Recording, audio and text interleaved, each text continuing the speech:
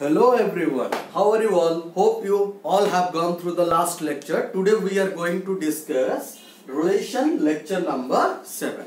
You know me very well.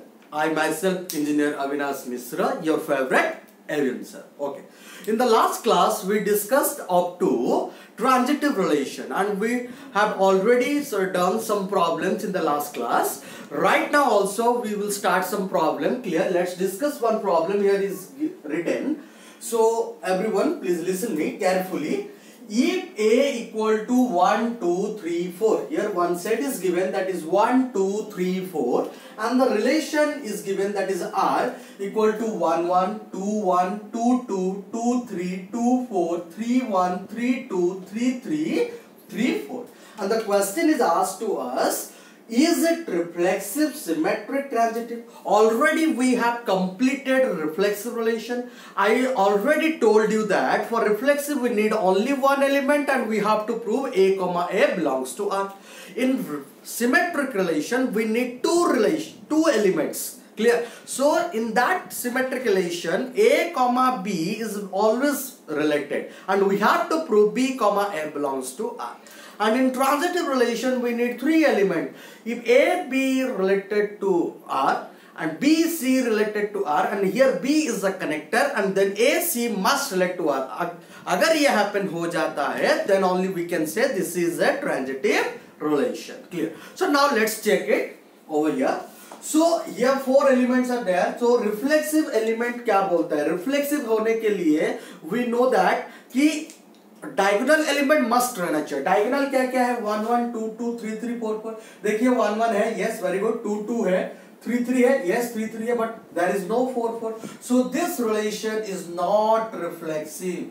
सो इसको हम लोग रिफ्लेक्सिव नहीं बोल सकते. Not reflexive as 4 belongs to set A but 4, 4 does not belongs to R.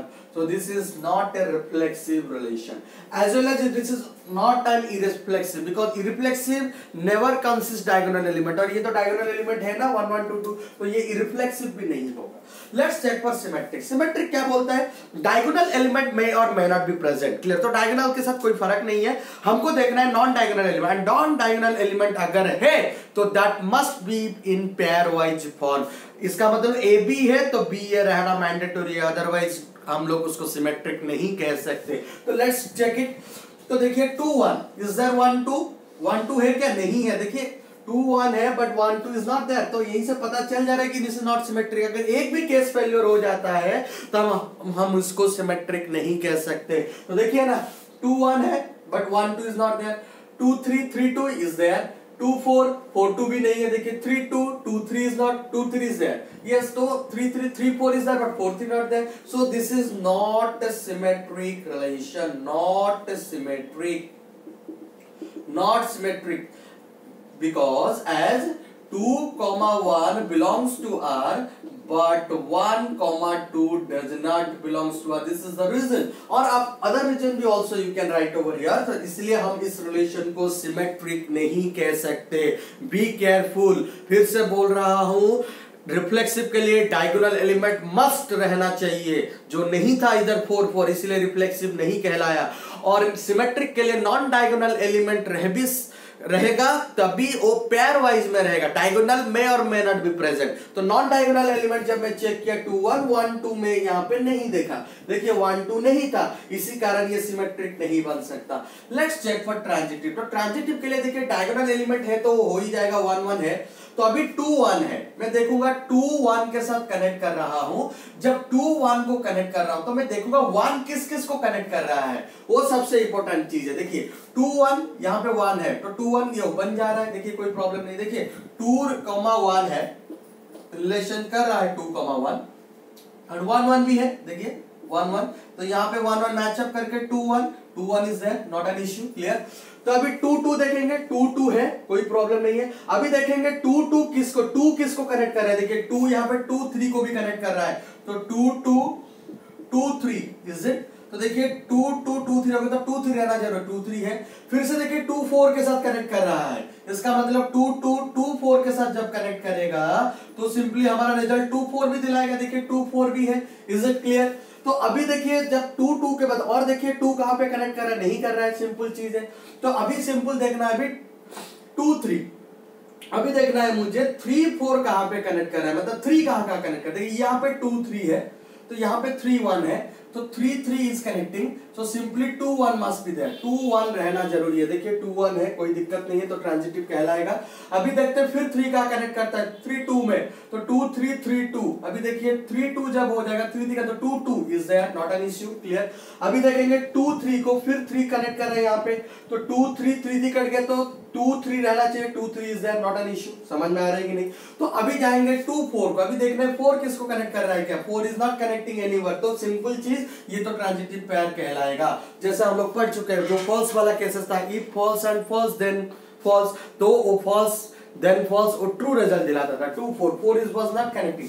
अभी देखिए 3 1 है, 1 किसको कनेक्ट कर रहा है, देखिए 3 1 1 1 is connecting, so 3 1 तो 1 1 का 3 1 रहना चाहिए, 3 1 is there, not an issue, clear। अभी 3 2 है, 3 2 से देखेंगे हम लोग 2 किसको कनेक्ट कर रहा है, 3 2, तो अभी 2 2 है तो 3 2 रहना चाहिए, 3 2, यहाँ पे 2 1 है, देखिए यहाँ पे देखिए 3 2 है, यहाँ पे 3 2 is there, 3 2 relation is there, और यहाँ पे देखिए 2 1 है, 2 1, तो 2 2 हट जाएगा तो क्या रहना चाहिए, 3 1 इज देयर, 3 1 देखिए यहाँ पे, यस 3 1 इज देयर, तो डेफिनेटली इट कुड हैपन। और यहाँ पे देखिए फिर से हम लोग कनेक्ट कर रहे हैं 3 3 3 3, देखिए 3 3 है यहाँ पे, 3 3, तो सिंपल 3 4, तो देखिए दिस इज वेरी कॉम्प्लिकेटिंग। तो देखिए बहुत सारा जब रह जाता है तो इस बिकम्स कॉम्प्लिकेटिंग, तो इसीलिए मैं लास्ट क्लास आप लोगों को ट्रिक दिया था, how to check is it transitive और नॉट। क्यों, देखिए इस टाइप का क्वेश्चन आपको इधर एंट्रेंस में पूछेगा, नहीं तो 1 मार्क क्वेश्चन में पूछेगा। 1 मार्क मतलब हमको आंसर लिखना है, इज इट रिफ्लेक्सिव, सिमेट्रिक और ट्रांजिटिव। समझ में आ रहा है कि नहीं। तो अगर 1 मार्क का क्वेश्चन है ये इजीली हम लोग निकालने के लिए, तो मैं आप लोगों को लास्ट क्लास से ट्रिक दिया था, तो let's discuss that trick to find out this one, clear. तो अभी हम लोग देखते हैं वो निकल रहा है कि नहीं रहा है, क्लियर। तो वो एल्गोरिथम के हिसाब से यहाँ पे कितना एलिमेंट है, 1 2 3 4, मैं आपको बोला था 1 2 3 4। क्यों, देखिए मैं जब ऐसा डिस्कस किया बहुत सारा कॉम्प्लिकेशन हुआ, कितना मैं चेक करूंगा, बाई चांस अगर एक मिस हो जाएगा तो फिर प्रॉब्लम दिला देगा, तो वो चीज को नहीं करना है। देखिए 1 2 3 4, फिर 1 2 3 4 मैंने लिख दिया यहाँ पे। समझ में आ रहा है कि नहीं, क्लियर। तो अभी मुझे देखना है 1 1 क्या कनेक्ट कर रहा है। मैं आप लोगों को बोला था जो जो रिलेशन सेटिस्फाई करेगा उसको हम लोग 1 लेंगे, जो नहीं सेटिस्फाई करेगा उसको हम 0 लेंगे। समझ में आ रहा है कि नहीं, क्लियर। ये नहीं सेटिस्फाई करने वाला है, ये सेटिस्फाई करने वाला है, क्लियर। तो अभी देखिए 1 1 है यहाँ पे, तो 1, फिर 1 देखिए किसको कनेक्ट कर रहा है, देयर इज नथिंग, तो 1 2 नहीं है तो 0, 1 3 नहीं है 0, 1 4 नहीं है तो that's also 0। Is it clear. अभी 2 को देखते हैं, 2 1 है यहाँ पे मेरे पास, तो 1 2 2 यस है, 2 3 देखिए यस है, 2 4 है क्या, यस है, 2 4 इज दैट, तो 1 1 ले लेंगे। फिर उसके बाद देखते हैं अभी आप लोग देखिए इसको 3 1 देखिए, 3 1 है क्या, 3 1 यस, 3 1 इज दैट, तो 1, 3 2 है क्या, 3 2 यस है, 3 3 है यस, 3 4 है देखिए यस, 3 4 भी है। अभी ले लेते हैं 4 में, तो 4 में देखिए 4 4 कहां पे कनेक्ट करें, 4 1 तो नहीं है, समझ में, ये तो 0 हो गया। 4 2 है क्या, नहीं है 0, 4 3 नहीं है, 4 4 भी नहीं है। समझ में आ रहा है कि नहीं। तो ये आपका आ गया, समझ में आ रहा है कि नहीं। तो this is your first column, this is your second column, this is your third column, this is your fourth column. Is it clear. फिर उसके बाद मैं आप लोगों को बोला था फर्स्ट सेकंड थर्ड फोर्थ लिख देंगे हम लोग। यहाँ पे पहले हम लोग कॉलम लेंगे, उसके बाद रो लेंगे। इसको आप गलत मत करना, अदरवाइज क्वेश्चन गलत हो जाएगा और हमारा ट्रिक काम नहीं करेगा। अगर पहले रो उसके बाद कॉलम ले लेंगे तो फिर सब गड़बड़ी हो जाएगा। तो पहले आपको कॉलम लेना है, उसके बाद रो लेना। तो अभी देखते हैं फर्स्ट कॉलम में कहाँ में है 1 मेरा। देखिए 1 मेरा कहाँ पे है फर्स्ट कॉलम में देखिए 1 में है, 2 में है, 3 में है। तो ये मेरा यहाँ पे रहेगा 1 2 3।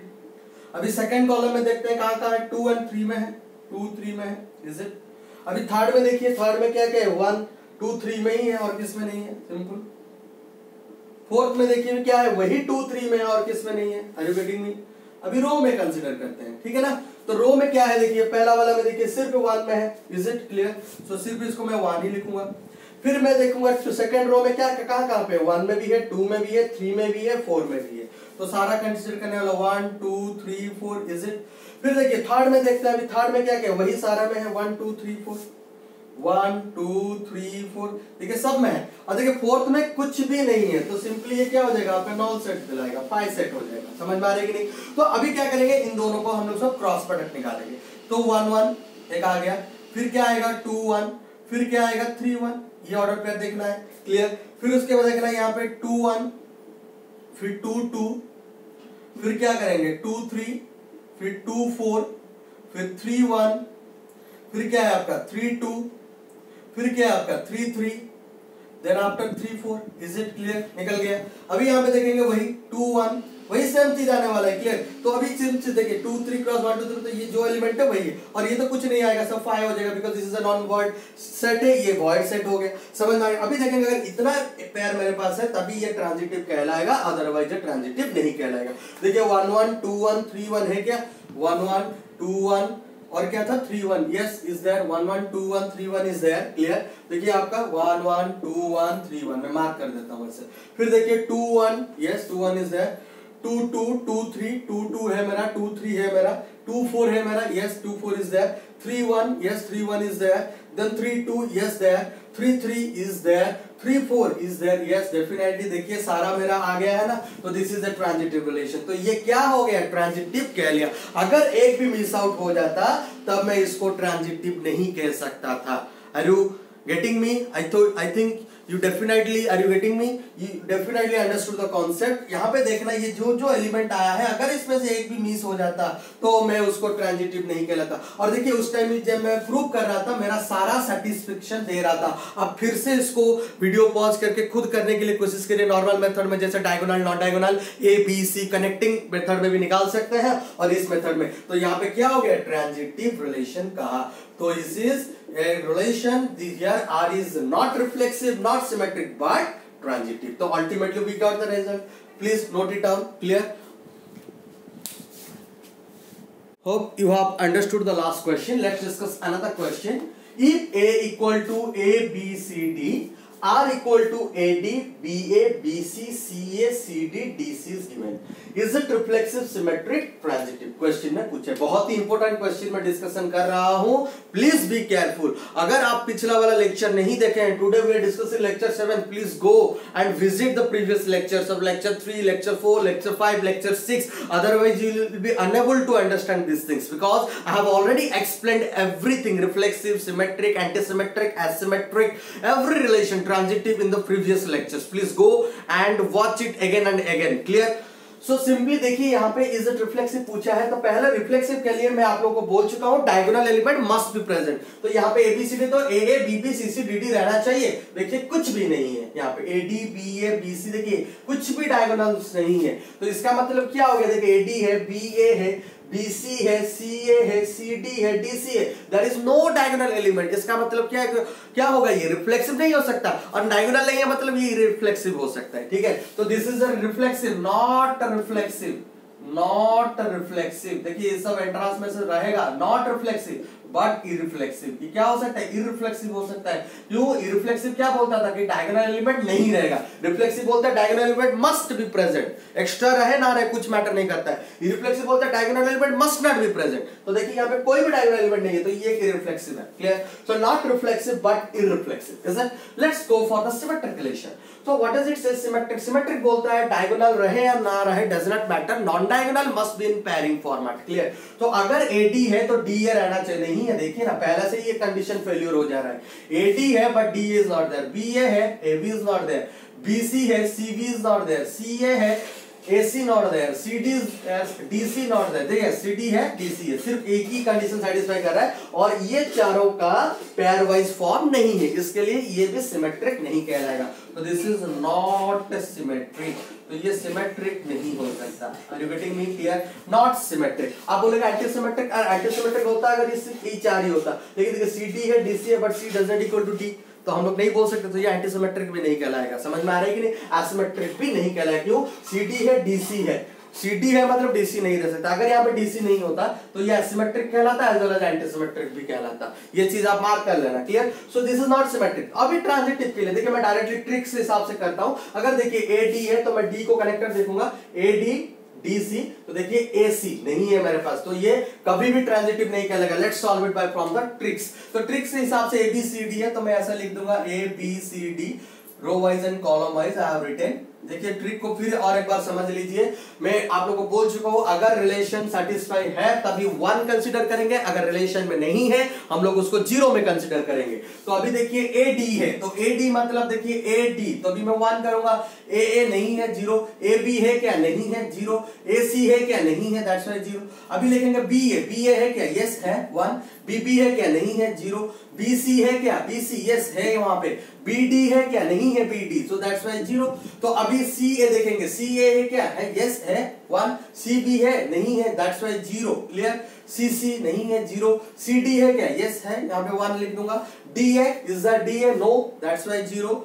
DB है क्या, देखिए नहीं है, दैट्स व्हाई 0। सो DC है क्या, देखिए DC नहीं है यहाँ पे, DC यस है, नहीं है, कहा यहाँ है, DC इज 1, DD इज नहीं है 0। तो सिंपली देखिए अभी मेरा जो कंडीशन आ गया, तो मेरे पास 4 है तो मैं 4 वाला लूंगा, first, second, third and fourth. आप कंसीडर फोर्थ कॉलम। तो पहले हम लोग कॉलम लेंगे, ये रो लेंगे। ये ट्रिक को कभी भी गलत मत करना, अगर इसको गलत कर देंगे सब काम खत्म हो जाएगा, पूरा बुद्धि भ्रष्ट हो जाएगा और सारा चीज ही चला जाएगा, सत्यानाश हो जाएगा हमारा। तो हमेशा first column then row, remember this things, clear. नहीं तो ट्रिक का पूरा सत्यानाश हो जाएगा भाई। तो देखना है तो कॉलम एंड रो है। तो कॉलम कितना है यहाँ पे देखिए, कॉलम पे यहाँ पे देखिए किस किस में देख रहे हैं। तो कॉलम में देखिए बी में 1 है, सी में 1 है, तो यहाँ पे मैं क्या लिखूंगा, B comma C, is it. Second column में देखिए किसी में भी नहीं है, तो that's why 5, is it. Third column में देखिए किस में है, बी में है एंड डी में है, तो थर्ड कॉलम में देखिए बी कॉमा डी में, is it clear. Fourth column में कहां पे है, देखिए फोर्थ कॉलम में कहां पे, ए में है, सी में है, तो लिख दिया मैंने, समझ में आ रही है नहीं। अभी रो में देखेंगे, रो में क्या है, पहला वाला रो में सिर्फ डी है मेरा, सेकंड रो में कहां है मेरा, ए है, सी है, इज इट। ये रहे या ना रहे कोई मैटर नहीं, फाइव कहते तो चला जाएगा। थर्ड रो में देखिए सिर्फ ए में है एंड डी में है, is it, A comma D. And fourth row में देखिए किस में है, सिर्फ सी में है, इज इट क्लियर। तो यहाँ पे जब मैं क्रॉस प्रोडक्ट करूंगा तो क्या आने वाला है, बी डी, इज इट। फिर क्या आने वाला है, C D, are you getting me, B D C D. यहाँ पे तो ये कुछ नहीं होने वाला है, यहाँ पे क्या होने वाला है देखिए, बी ए, फिर क्या होगा बी डी, यहाँ पे क्या होगा डी ए, फिर क्या हो सकता है D D, are you getting me. फिर देखिए ए सी, फिर क्या हो जाएगा सी सी। देखिए बहुत सारा केसेस फेल्यूर है यहाँ पे, देखिए बी डी है, बी डी समझ में आ रहा है कि नहीं, क्लियर। तो बी डी नहीं है उसमें, सी डी नहीं है उसमें, देखिए ना आप, देखिए बी डी नहीं है, सी डी नहीं है, बहुत सारा, सॉरी सी डी है बट बी डी देखिए नहीं है। तो ये सब पेयर रहना मैंडेटोरी है। अगर ये पेयर में से कोई भी एक मिस करता है तब वो ट्रांजिटिव नहीं कहलाएगा। बी ए है, देखिए B A is there, D A नहीं है, बहुत सारा पेयर मिस कर रहे हैं, तो this is not transitive. Already हम लोग देख चुके थे कि वो ट्रांजिटिव नहीं हो रहा था, तो we prove that this one is not a transitive. तो simply we can say this is not transitive relation. तो ये ना रिफ्लेक्सिव कहलाएगा, ना सिमेट्रिक कहलाएगा, ना ट्रांजिटिव कहलाएगा। Hope you have understood this problem. Please pause the video and note it down it, and बार बार इसको करिए, तभी जाके कॉन्सेप्ट बहुत सारा क्लियर होगा। Please do it carefully. Hope you have gone through the last question. तो let's discuss a very important relation. देखिए बहुत ही इंपॉर्टेंट रिलेशन है, इक्विवेलेंस रिलेशन।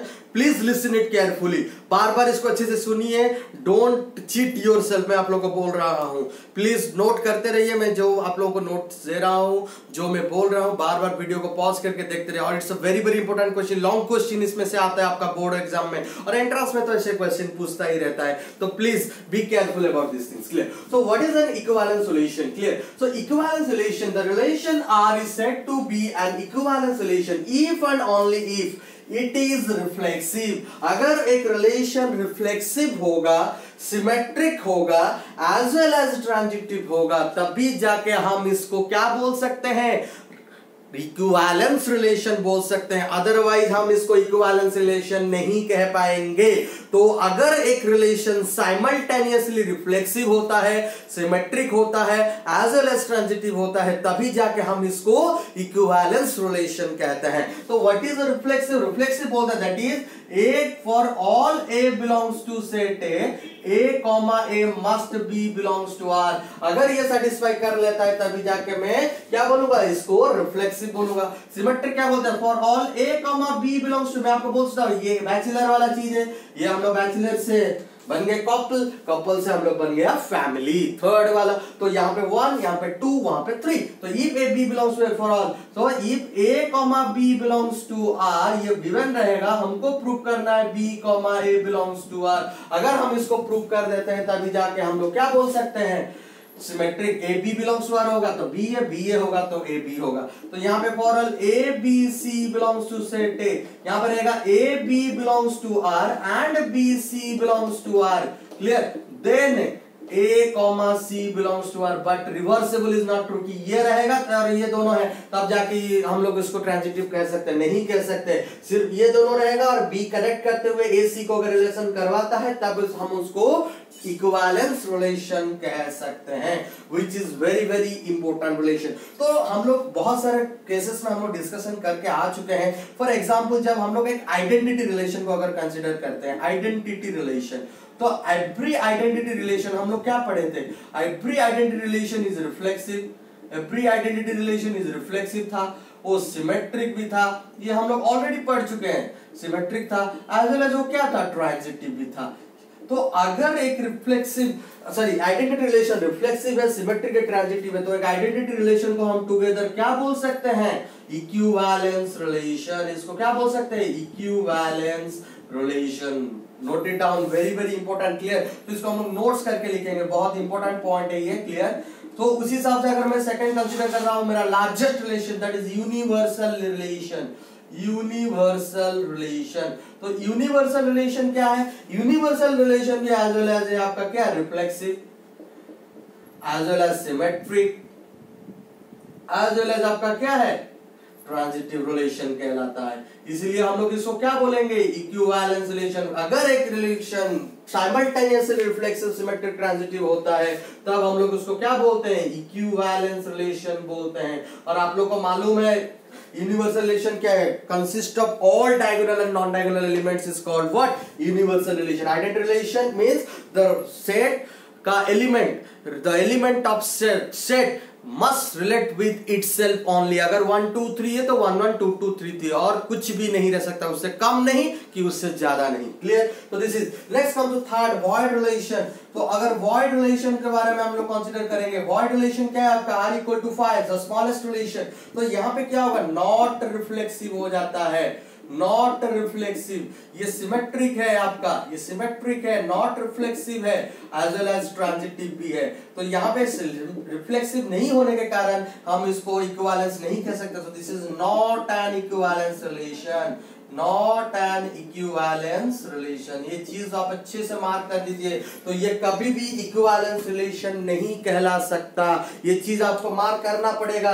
तो अगर एक रिलेशन रिफ्लेक्सिव, सिमेट्रिक, ट्रांजिटिव होता है तभी जाके हम उसको इक्विवेलेंस रिलेशन कहते हैं। तो accordingly identity relation and universal relation both are equivalence relation. So all identity and all universal relations are equivalence relation, but void relation is not an equivalence relation। Please note it down by pausing the video, which is very very important। Clear?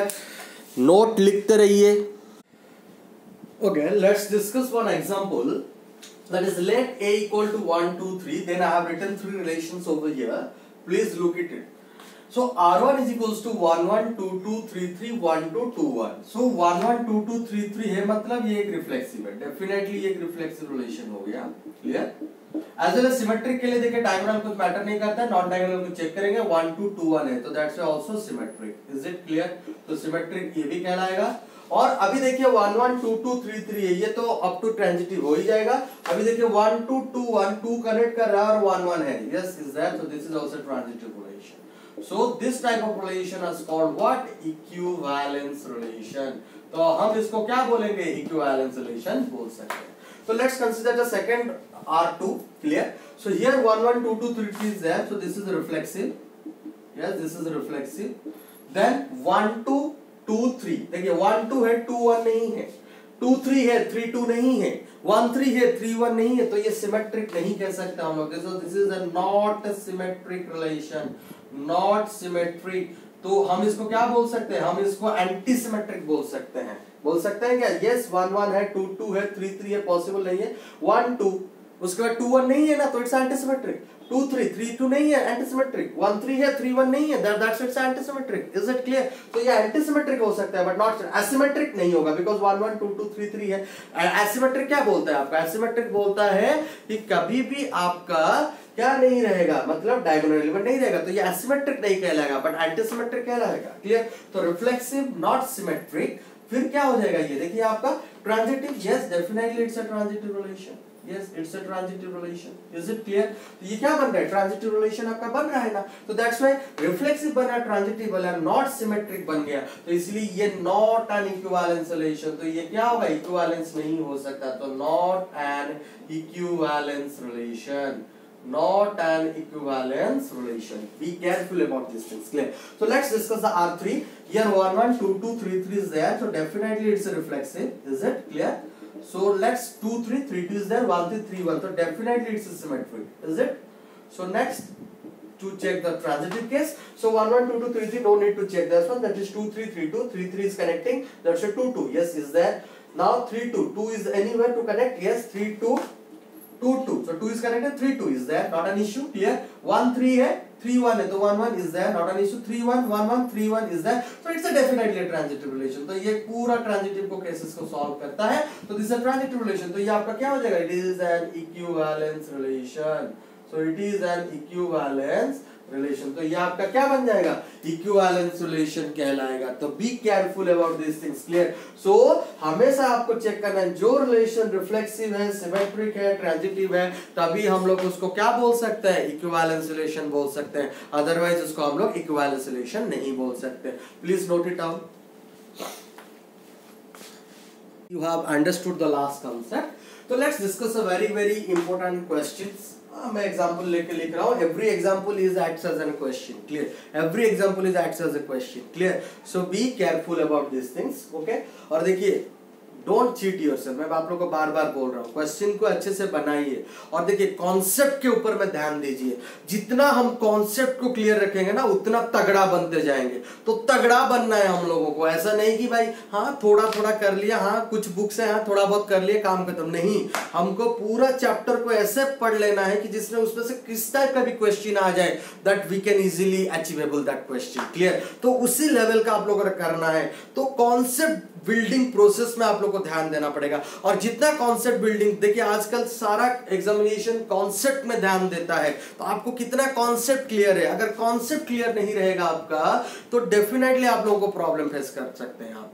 तो be careful about the concepts. Clear? तो concept को clear रखिए, तरतर मत होइए कि जल्दी में नहीं भागना है। भाई जल्दी वाला चीज कभी सफल नहीं होता है, कभी सक्सेस नहीं होता है। क्लियर? धीरे धीरे, slow and steady process always wins. आप लोगों को मालूम होगा वो रैबिट एंड जो टॉर्टोइज का जो कहानी था, क्लियर, वो कछुआ वाला कहानी। क्लियर? तो वो वाला चीज को याद रखिए, the slow and steady race always wins. Clear? धीरे धीरे आराम से हम लोग चलेंगे, तो वो चीज को मार्क कर देना। तो देखिए यहाँ पे मैं लिखा हूं, let R be a relation on set of straight lines L be defined as R equal to L1, L2 such that L1 is parallel to L2 for all L1, L2 belongs to L। तो हमको यहाँ पे prove करना है is it equivalence और not.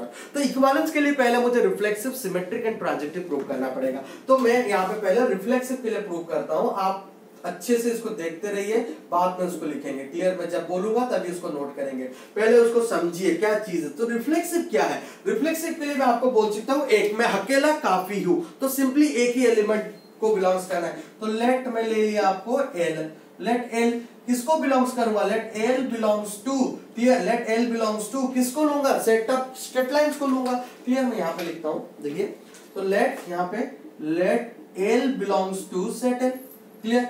तो अभी मेरे पास और कुछ मुद्दा नहीं है, तो मुद्दा निकालना पड़ेगा। वो मुद्दा कहां से निकालूंगा कि इसको मैं जस्ट लाइक चुनाव, मुझे इसको जिताना है, रिफ्लेक्सिव है कि नहीं है, मैं तो कोशिश करूंगा। तो मुद्दा कहां से आएगा? मुद्दा आएगा तभी तो मैं कुछ प्रचार कर सकता हूं ना। तो उसी हिसाब से मुद्दा यहां से है, L1 is parallel to L2। तो अभी देखना है L2 will be replaced by that L1।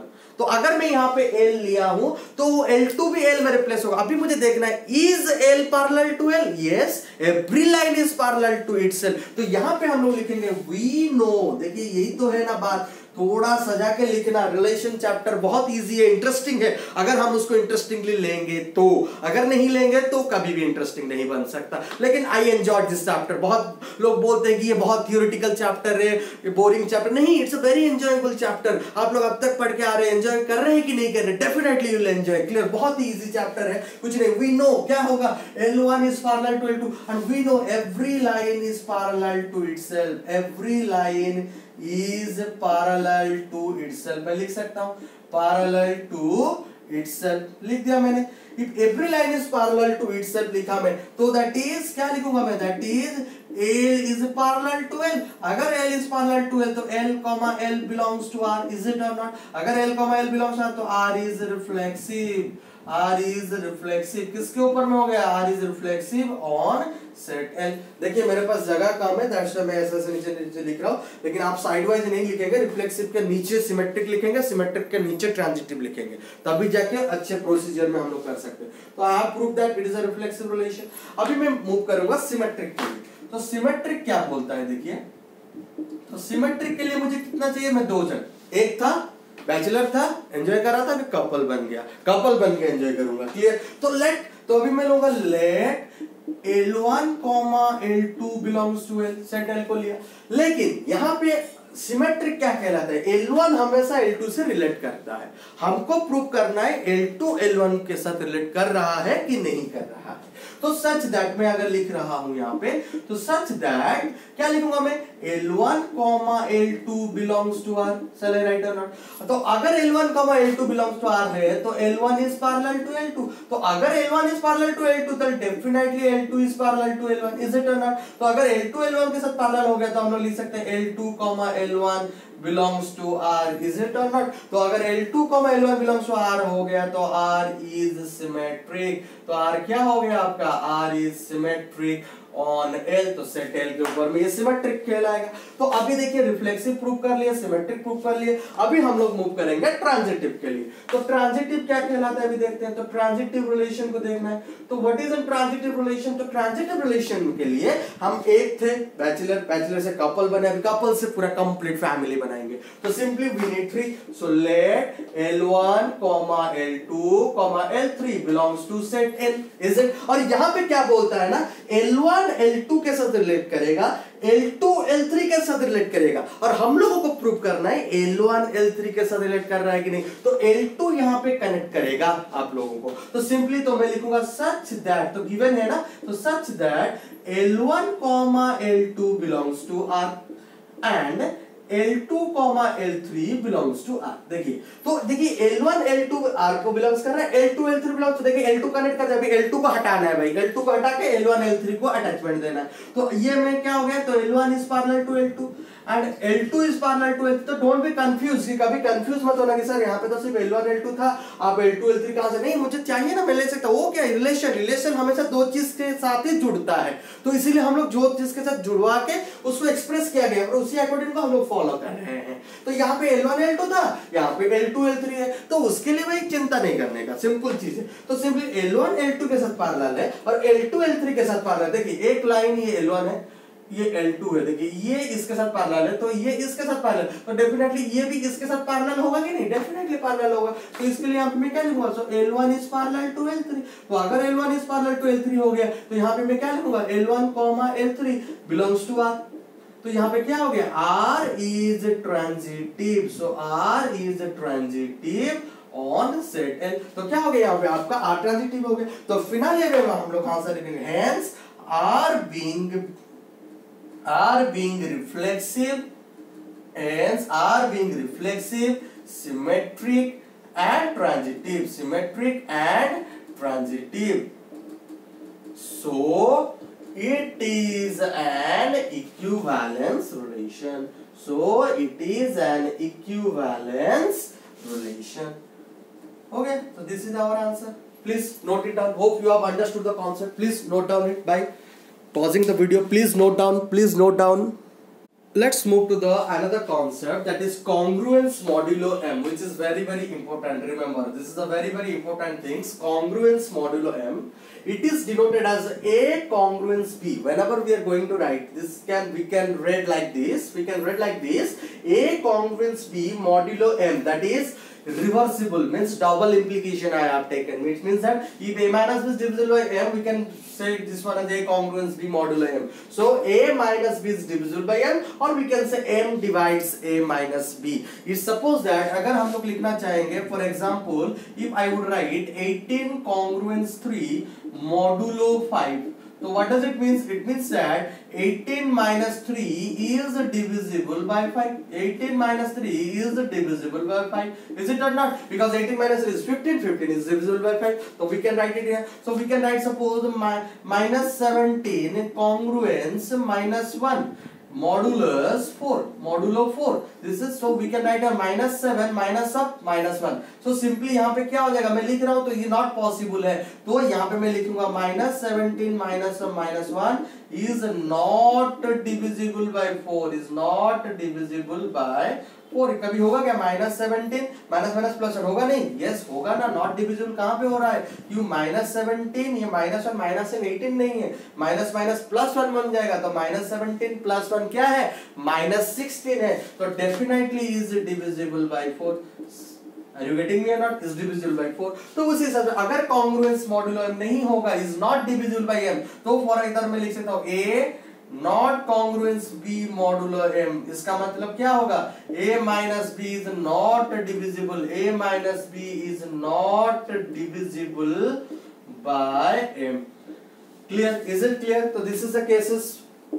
Please note down carefully, very important. Clear? तो अभी हम लोग को प्रूव करना है दिस रिलेशन. ये जो कॉन्ग्रुएंस मॉड्यूलो एम है ना, ये एक रिलेशन है. ये क्या है? एक रिलेशन है. Is it? तो अभी हम लोग को प्रूव करना है this relation congruence modulo m is an equivalence relation. Clear? So पहले इसको नोट डाउन कर दीजिए. पहले और एक एग्जांपल मैं दे देता हूं आपको. देखिए, अगर सपोज यहाँ पे मैं लिखूंगा 4 कॉन्ग्रुएंस 2 मॉडुलो 2, तो ये क्या होगा? 4 minus 2 is divisible by 2. yes, 2 is divisible by 2 है कि नहीं है? 4 minus 2 is divisible by 2. तो यहाँ पे अगर एग्जांपल देंगे हम लोग, मैं सपोज लिख रहा हूँ 16 congruence 3 मॉडुलो 5 लिख दूंगा. तो 16 minus 3 तो ये कभी भी नहीं होगा, तो not congruent, because 16 minus 3 is not divisible by 5. is not divisible by 5. Please note it down. very important. Clear? Please note it down. You have understood the concept, so let's prove that one. तो यहाँ पे दिया है the relation congruence modulo m, कुछ भी given नहीं है, तो हम लोग क्या पहले लिखेंगे? given करके लिखेंगे solution procedure में given congruence modulo m. तो इसका मतलब क्या होता है? congruence given, तो अभी r को अगर मैं सजा के लिखूंगा तो r equal to a, b such that a congruence b modulo m. is it? a congruence b modulo m for all. तो ये is an equal relation suppose on set of integers, z है. clear? तो for all a, b belongs to an integer, ऐसा लिख सकते हैं. नहीं तो अभी हम लोग को मालूम है, तो हम इसको ऐसे लेते a, b such that, इसका मतलब क्या है? a minus b is divisible by m. a minus b is divisible by m for all a, b belongs to z. is it clear? so this is the cases. और हम लोग इसको ऐसा भी लिख सकते हैं a, b such that m divides a minus b. m divides a minus b. so don't be confused. इस टाइप का कुछ भी रहे for all a, b belongs to z. देखिए यहाँ पे m के जगह में m एक any integer है. m is any integer, any natural number, कुछ भी हो सकता है. m में 2 divides हो सकता है, 3 divides हो सकता है, 5 divides हो सकता है. क्वेश्चन कुछ भी आए, आप अगर इस रिलेशन को प्रूव करना सीख लेंगे तो anything you can do it. Clear? तो यहाँ पे हो गया. इस हिसाब से अगर मैं पहले इसको क्या करूंगा, पहले मुझे रिफ्लेक्सिव प्रूव करना है, तो I would go for the reflexive. So reflexive के लिए मुझे क्या चाहिए? एक ही एलिमेंट चाहिए, तो मैं एक ही एलिमेंट लूंगा. लेट a बिलोंग्स टू क्या? Set of integers, because I have taken the set here z. तो दैट्स व्हाई मुझे सेट z लेना पड़ेगा. तो अभी मुझे देखना है क्या? मुद्दा ढूंढना है. मुद्दा कहां से आएगा? यहां से, मतलब b में रिप्लेस हो जाएगा a में. तो a माइनस से क्या होता है? 0. 0 is divisible by any number, we know that one. 0 is divisible by any number. 0 upon something is always equal to 0. अगर ये आप लोगों को अच्छे से मालूम है. क्लियर? अगर तो 0 अगर divisible by any number, zero के बारे में अगर आप जानना चाहते हैं अच्छे से तो you go and visit my channel ABM sir का YouTube channel, you visit ABM sir, और उसमें आपका लेक्चर 1 है, इंट्रोडक्शन टू मैथमेटिक्स का एक लेक्चर 1 है, आप जाइए और उसको देखिए तो for clearing the concept of number system आप you go and visit that lecture 1 introduction to mathematics and lecture 2 real number on inequality. ये लेक्चर सबको देखना चाहिए, तभी पूरा नंबर के ऊपर में एक अच्छा आइडिया आ जाएगा आप लोगों को। You must go and visit that lecture introduction to mathematics and real number and equality, lecture 1 और lecture 2 you must visit. Clear? Okay, class 11 का वो लेक्चर है, आप जाके उसको मस्ट विजिट करिए in my channel ABM sir. Okay, so let's discuss here let a belongs to z. तो यहाँ पे क्या होगा, हम लोग लिख सकते हैं we know 0 is divisible by m, 0 is divisible by m। तो अगर 0 is divisible by m तो 0 के जगह में मैं लिख सकता हूँ a minus a is divisible by m। तो अगर क्वेश्चन में सिर्फ divisible by m है तो ऐसा ही लिख देंगे, तो नहीं तो लिख देंगे m divides 0, हम लोग यहाँ पे लिख देंगे m divides 0। तो अगर ये वाला चीज दिया है तो अगर तो जैसे क्वेश्चन में दिया है ना उसी अकॉर्डिंगली थोड़ा सा हम लोग को लिखना है और कुछ नहीं है। तो यहाँ पे मैं लिख सकता हूँ अभी a congruence a modulo m हो गया ना, a congruence a modulo m हो गया, तो क्या हो गया अभी a बिलोंग्स टू r। देखिए अगर ये सिर्फ दिया है तो और कॉन्ग्रुएंस लिखने का जरूरत नहीं है, अगर सिर्फ कॉन्ग्रुएंस दिया है, कॉन्ग्रुएंस का मतलब ये होता है मोस्ट ऑफ द टाइम क्या करता है ना, क्वेश्चन थोड़ा घुमा के पूछता है, that's why I am discussing with you. Clear? तो a कॉन्ग्रुएंस भी मॉडल, तो इस तरफ भी हम लोग को लिखना पड़ेगा। तो a बिलोंग्स टू r आ गया, तो अभी हम लोग क्या लिखेंगे, R is reflexive on set of integers z। तो अभी रिफ्लेक्सिव का काम खत्म हो गया, let's move for the symmetric. तो सिमेट्रिक क्या कहलाता है, तो व्हाट इज सिमेट्रिक? सिमेट्रिक के लिए मुझे 2 चाहिए, तो मैं ले लिया let a, b belongs to z। तो let a, b belongs to z such that a, b belongs to r, such that ये given है ना, such that a, b belongs to r। इसका मतलब क्या है, अगर मेरा दिया है a congruence b modulo m तो मैं ऐसे ही लिखूंगा, समझ में आ रहा है कि नहीं? अगर मुझे दिया है a माइनस b डिविजिबल m तो मैं ऐसे ही लिखूंगा, तो a माइनस b is divisible by m। क्यों मैं यहाँ पे कॉन्ग्रुएंस को प्रूव कर रहा हूँ तो मैं इसी हिसाब से लूंगा, क्यों मेरा मेन मुद्दा है कॉन्ग्रुएंस मॉडुलो m। क्लियर? ये वाला है। तो क्वेश्चन का ये सब अदर फॉर्म से अरिथमेटिक में आप जैसे भी लिख सकते हैं उस हिसाब से वो फॉर्म करते जाएगा। तो a minus b is divisible by m, तो अगर a minus b divisible by m तो मैं लिख सकता हूँ a minus b is equal to m के for all k is any integer. Already हम लोग इसको सिमेट्रिक रिलेशन में डिस्कशन भी किए थे, तो इजीली अगर a माइनस बी है, आप देखिए a माइनस बी में मैं कुछ भी नंबर को डिवाइड करूं तो एक रिजल्ट दिलाएगा, तो सिंपली हम लोग बोल सकते हैं minus b equal to m के।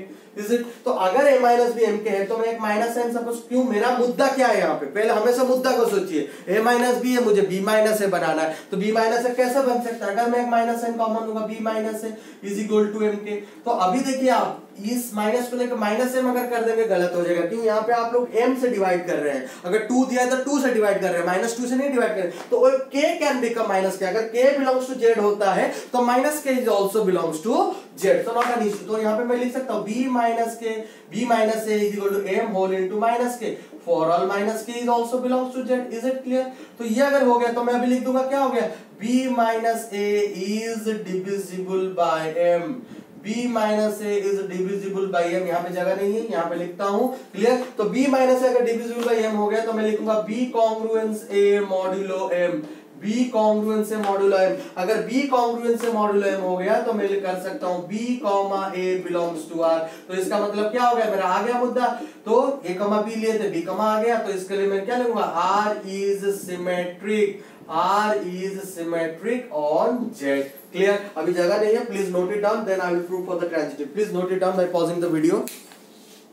You have written the reflexive and symmetric. Let's move for the transitive. But we need transitive के लिए हमको 3 चाहिए, तो let a b c belongs to set z। तो अगर a b c belongs to z है such that हमको मालूम है, तो क्या करेगा, ट्रांजिटिव बोलता है a b के साथ रिलेट करेगा, b c के साथ रिलेट करेगा, और हमको प्रूव करना है a c के साथ। क्लियर? तो such that a b belongs to r and b c belongs to r। तो अगर a b belongs to r है तो मैं यहाँ पे लिख सकता हूँ a माइनस b is divisible by m। And यहाँ पे हम लोग लिख सकते हैं b minus c is divisible by m। Is it clear? So simply अगर a माइनस बी, तो यहाँ पे हम लोग लिख देंगे a minus b equal to mk1 and b minus c is equal to mk2 for all k1 k2 belongs to an integer. तो अभी हम लोग को देखना था कि ये आपको इक्वेशन 1 मिल गया, इक्वेशन 2 मुद्दा बनाना है। मुद्दा क्या है? a माइनस सी लाना है। तो ये दोनों इक्वेशन को लेते हुए हम कैसे उसको बना सकते a minus c, that we have to find out. Clear? तो अगर यहाँ पे a माइनस बी mk1 है, b माइनस सी mk2 है, so whenever we will add both the equation, we will get a minus c easily, because minus b plus b will be cancelled out, and we will get a minus b plus b minus c, that will be minus b plus b cancel out, and we will get a minus b, and mk1 plus mk2, whenever we take m as common, तो k1 plus k2, अगर k1 k2 दोनों integer है तो k1 plus k2 is also an integer, so not to be worried। clear? So on adding 1 and 2, so on adding 1 and 2, on adding 1 and 2 we get what? a minus b plus b minus c is equal to mk1 plus mk2। तो यहाँ पे जगह नहीं है, वहां पे लेता हूं। तो देखिए, तो अभी मेरा क्या बन जाएगा? a माइनस बी, तो ये a माइनस सी बन गया, तो a minus c is equal to m whole into k1 plus k2 for all k1 plus k2 belongs to z। ये सब लॉन्ग क्वेश्चन है, सीबीएसई बोर्ड में आपको पूछता है। क्लियर? सीबीएसई बोर्ड में क्लास 12 एग्जाम में लॉन्ग क्वेश्चन क्लास 6 मार्क में हो जाए या 4 मार्क में हो जाए, क्वेश्चन आपको पूछ सकता है, और उस टाइम में आपको डिटेल्स में एक्सप्लेनेशन देना पड़ेगा। क्लियर? तो a माइनस सी, तो यहाँ पे क्या हम लोग लिखेंगे? a minus c is divisible, a minus c is divisible by m। Clear? तो अगर a minus c divisible by m हो गया तो a congruent c modulo m हो गया ना। तो इसलिए क्या हम लोग लिख सकते हैं? a comma c belongs to r, तो r is transitive, so r is transitive on किसमें? z। तो फिर लास्ट को लिख देंगे hence r being reflexive, r being reflexive, symmetric and transitive, hence so it is an equivalence relation, so it is an equivalence relation, equivalence relation। Hope you have understood this question। clear?